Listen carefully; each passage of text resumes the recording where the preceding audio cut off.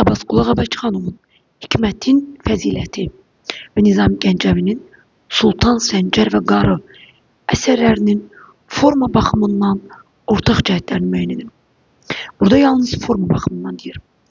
Epik növdə mənzum hekayə janrında yazılıb. Əlbəttə ki, doğrudur. Bəli. Hər ikisi epik növdür, çünki mənzum hekayətlər nəzm formasında yazılıblar. Ədalətli idarə etmədən bəhs edilib. Bu məzmuna aiddir. Bu artıq mövzu və məzmuna aiddir. Müdrik və cəsarətli xarakteri malik obrazlar yaradılıb. Əlbəttə ki, bu da məzmuna aiddir. Məsnəvi şəklində qafiyələnib. Doğrudur.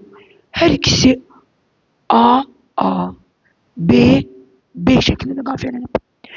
Kiçik həcmli olduğu üçün süjet xəttinə yer verilib.